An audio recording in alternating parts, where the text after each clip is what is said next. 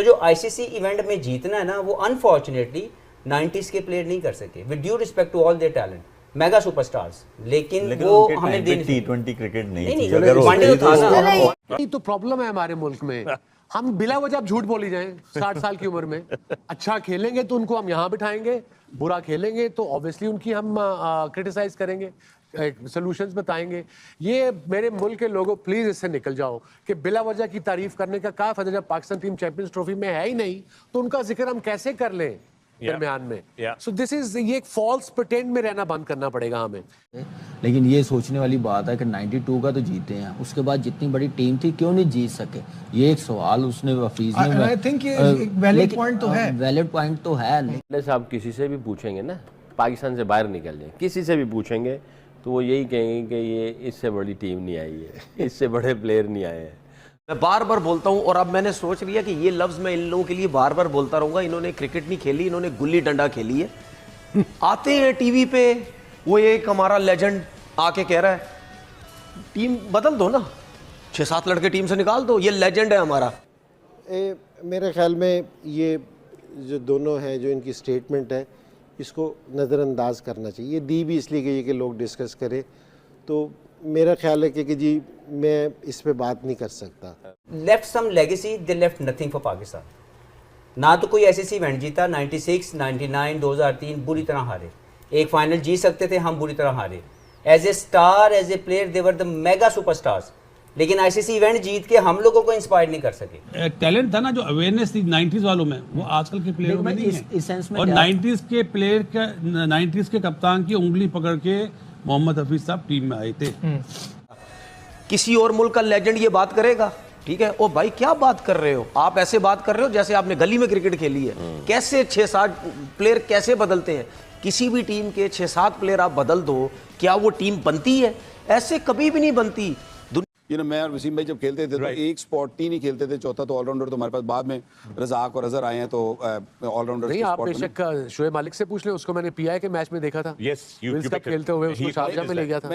हफीज बैठ के शोएब अख्तर कोई जुमला मारते हैं, उसके ऊपर कल वकार उसको ट्वीट करके जस्टिफाई करते हैं कि वसीम वकार क्या थे।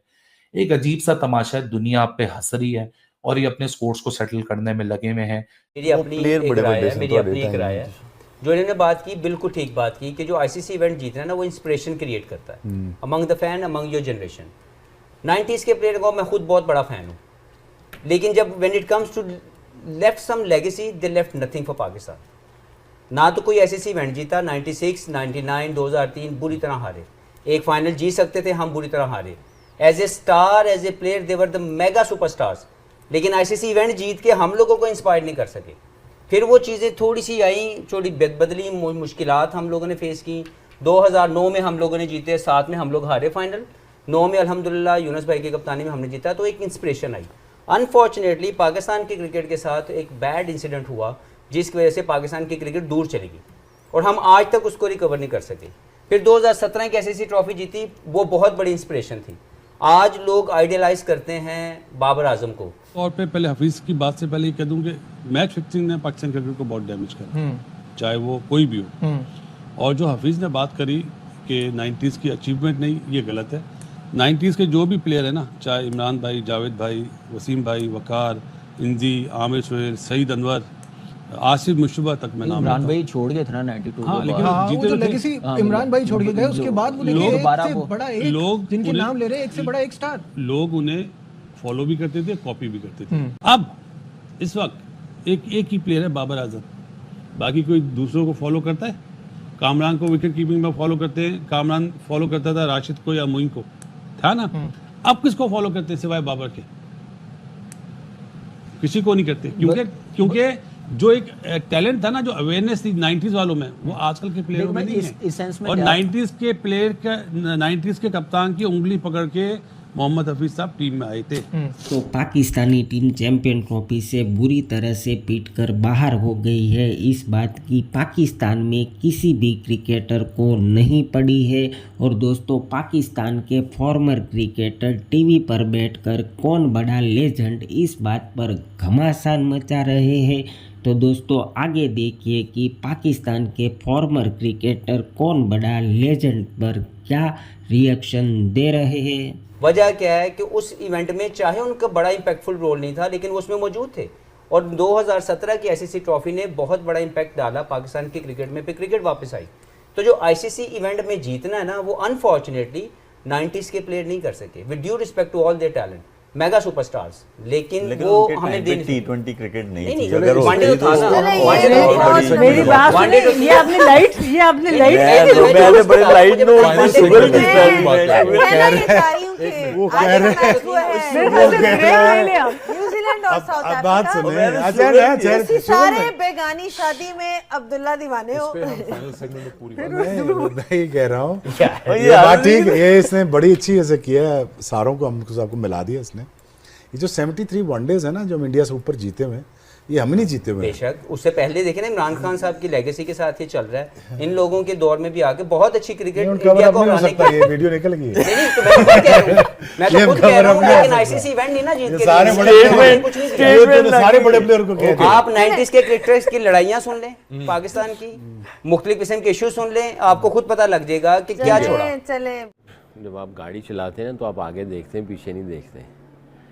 पीछे से अगर आपको अच्छी चीज़ें मिली हुई ना, उसको आप डिस्कस कर सकते हैं। अगर बुरी चीज़ें हुई हैं, गलत चीज़ें हुई हैं, तो आप उसको इग्नोर ही कर देते हैं। आपको आगे ही चलते रहना चाहिए। आई डोंट नो ये उन्होंने क्या कितने सीरियस हैं, या सार्केस्टिकली का है, या ऐसी छेड़छाड़ का है, या हो सकता है किसी ने पंच लाइन लेने के लिए उनको कहा, रिक्वेस्ट की हो जी या दो गाल कर दो ताकि कोई पंच लाइन मिल जाए। तो हमारा जो है, जैसे अब हमारी डमियाँ बना के बिठाई हुई है और जनाब वो चल रही है कुदरत का निज़ाम, हम जो बात करते हैं अगले दिन में बात और दमाद और पता नहीं क्या क्या जो चल रहा है। तो मुझे ऐसा लगता है कि कोई सार्केस्टिकली कोई ऐसा जो है ना उन्होंने कोई कहते हैं शुरली छोड़ी है, उन्होंने सार्केस्टिकली कहा होगा। और वो असल में बात ये है कि वो पाकिस्तान टीम हार गई है ना, तो मेरा मतलब अब लोगों के पास बातें नहीं किस तरह अपनी तरफ करें। तो मैं तो पाकिस्तान टीम से रिक्वेस्ट करूंगा कि खुदा के लिए हारा ना करो, जीतना शुरू कर दो यार। उस टाइम के नो डाउट प्लेयर बहुत बड़े थे, टीम बहुत बड़ी थी, इसमें कोई शक नहीं है। बैकअप प्लेयर्स भी इतने ज़्यादा होते थे, 4-4 लाइन में लगे होते थे।